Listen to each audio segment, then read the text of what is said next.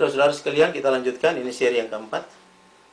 Jadi tadi dikatakan bahwa Sultan Syahrir berhasil lolos ke Amerika untuk memperjuangkan nasib RI di depan Dewan Keamanan Perserikatan Bangsa-Bangsa. Satu hal yang baik, saudara. Dan tapi pada saat ini Belanda menyatakan bahwa ini adalah urusan dalam negeri Belanda. Saudara-saudara catat di sini dalam tanda kutip.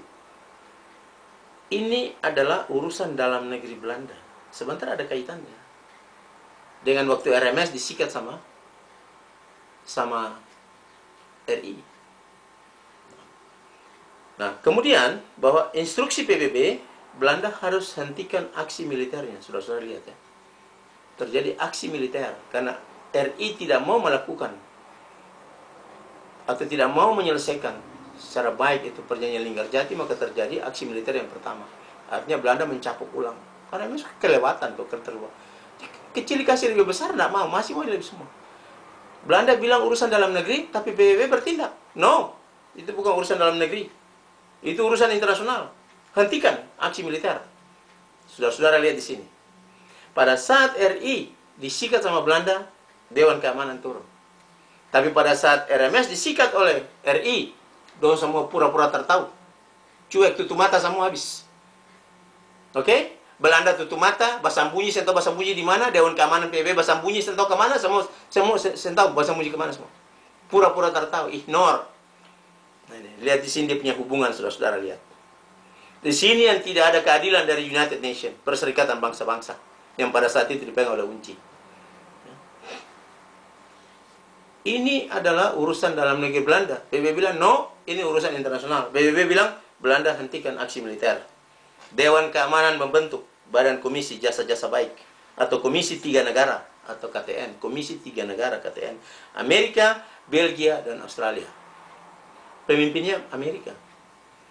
Belgia mewakili Belanda dan Australia mewakili Indonesia. Melakukan permusyawaratan ulang lagi. Lanjut, perjanjian Linggarjati cukup. Nggak usah puas dengan perjanjian Linggarjati. Lanjut perjanjian Renville. 17 Januari 1948. Konferensi 3 negara. Belgia mewakili Belanda, Australia mewakili Indonesia, dan Amerika Serikat sebagai ketua mengadakan pertemuan antara RI dan Belanda di atas kapal Renville. 17 Januari 1948 dengan keputusan pertama, pertegasan pelaksanaan Linggarjati. Jadi di dalam pertemuan atau perjanjian Renville ini ditegaskan kembali kepada harus melakukan perjanjian Linggarjati. Harus diselesaikan, harus difiniskan, harus digolkan itu. 3 negara bagian besar. Yang kedua, penerapan penentuan nasib sendiri. Artinya, walaupun sudah ada 3 negara bagian, tapi kalau ada satu daerah yang bilang, no, saya tidak suka, saya mau berdiri sendiri. Oke, silakan. Itu self-determination. Itu penentuan nasib sendiri. Yang ketiga, gencatan senjata antara Republik Indonesia dan Belanda. Stop. Yang keempat, penyerahan kedaulatan negara Indonesia Serikat. Jadi, penyerahan kedaulatan kepada negara Indonesia Serikat. Jadi, negara Indonesia Serikat ya, pada saat itu akan ditetapkan pada waktunya. Jadi, artinya bahwa negara nanti dibentuk dalam bentuk negara Indonesia Serikat atau federasi. Itu sama aja ya. Atau RIS, negara Indonesia Serikat, sama.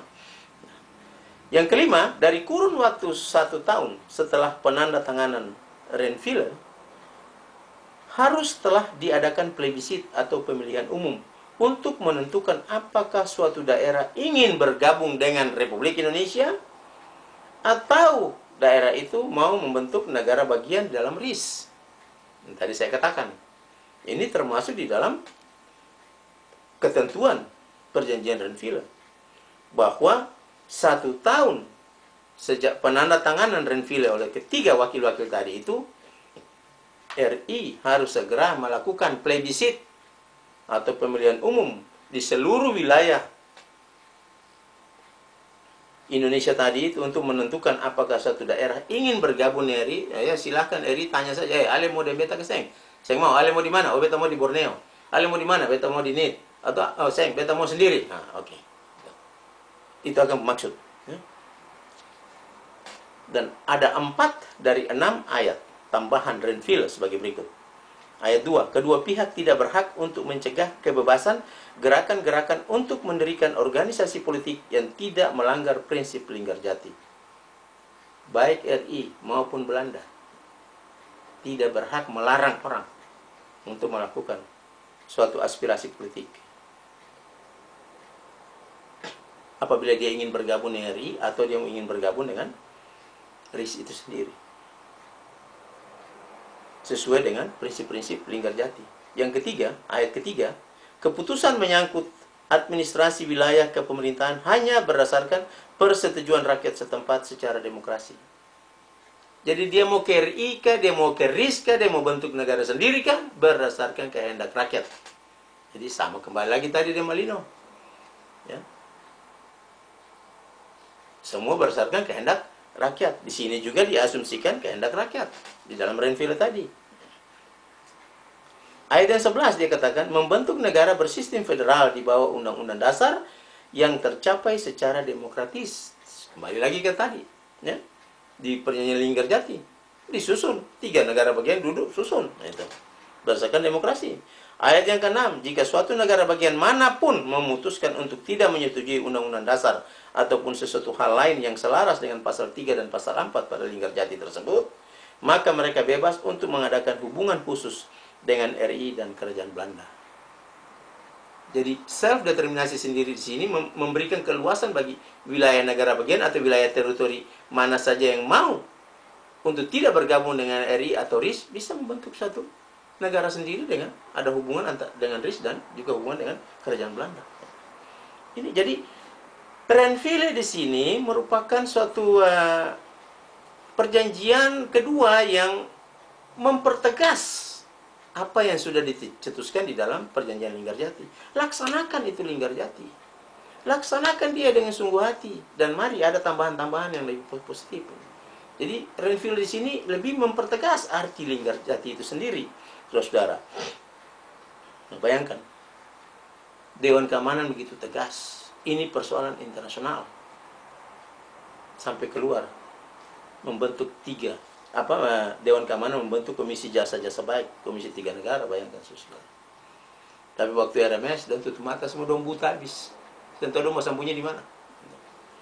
Kita lanjutkan.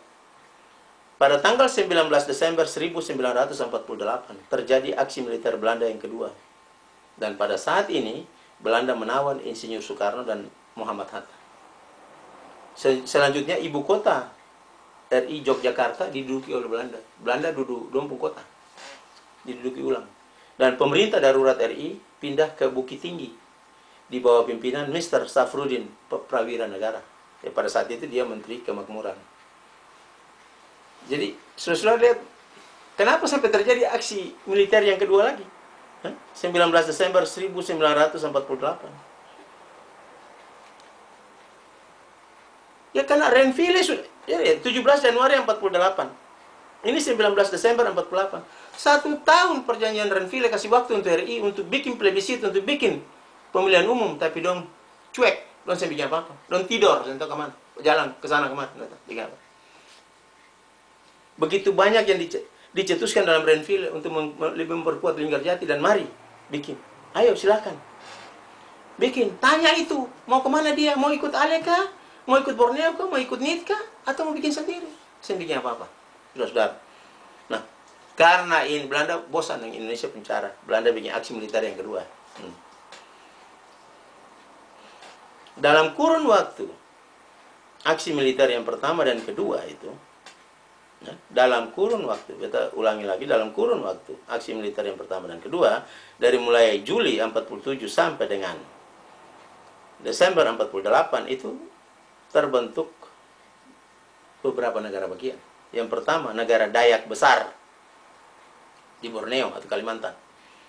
7 Desember 1946. Negara Dayak besar. Yang kedua, negara Indonesia Timur sudah tadi kita sudah katakan, atau Timur Raya, 23 Desember 1946. Yang ketiga, negara Kalimantan Tenggara. Negara Kalimantan Tenggara 27 Maret 1947. Yang keempat, negara Kalimantan Timur 12 April 1900